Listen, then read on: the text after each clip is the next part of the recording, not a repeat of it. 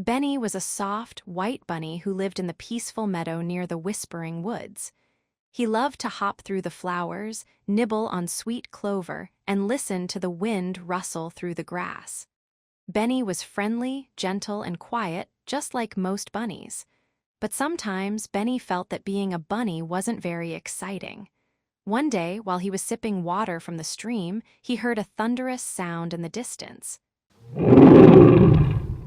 Benny's ears twitched and his eyes widened. A lion. He had only heard of lions in stories.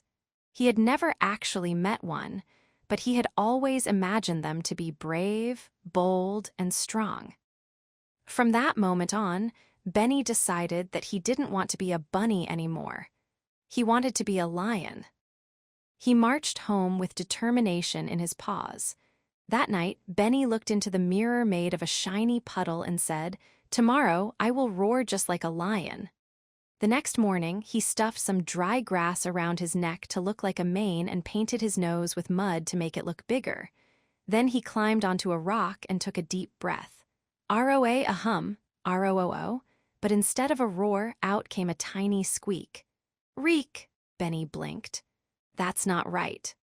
He tried again and again, but every sound came out as a bunny-sized noise, soft, squeaky, or squealy. The birds laughed politely, and a butterfly landed on his nose. "You're very cute when you try to roar," she giggled. Benny frowned. "I don't want to be cute, I want to be fierce." All day long, Benny practiced walking like a lion. He tried to stomp his paws, swish his imaginary tail, and puff out his chest. But no matter what he did, he just looked like a bunny trying very hard not to hop. The squirrels tilted their heads. "Are you okay, Benny?" one asked. "You're walking funny." "I'm not Benny," he answered. "I'm a lion." The squirrels nodded slowly, but Benny could tell they didn't believe him. Over the next few days, Benny worked harder than ever.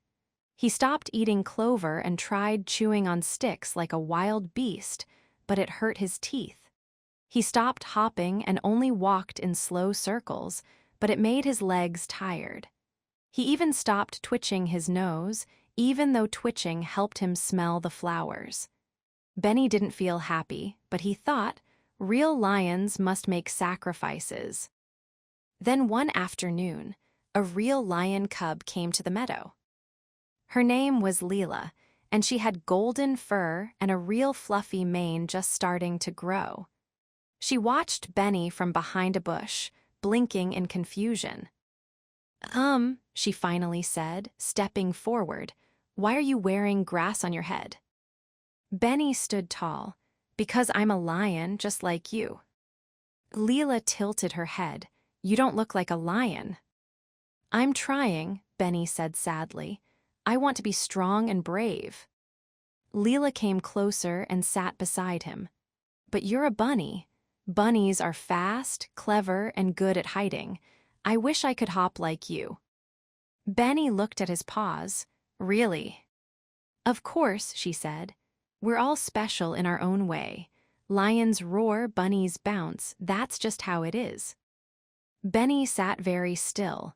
He thought about all the things he had stopped doing, hopping, twitching, smiling. Things that made him feel like himself. "I guess I miss being me," he admitted quietly. Leela nodded. "Then be you, I'll still be your friend." Benny took off his grass mane and shook the dirt off his nose. He twitched his whiskers and gave a big hop into the air. "That feels better," he laughed. Leela clapped her paws. "That was amazing." From that day on, Benny didn't try to roar anymore. Instead, he hopped like no bunny ever had, showing Leela all the secret bunny trails and teaching her how to sniff out clover patches.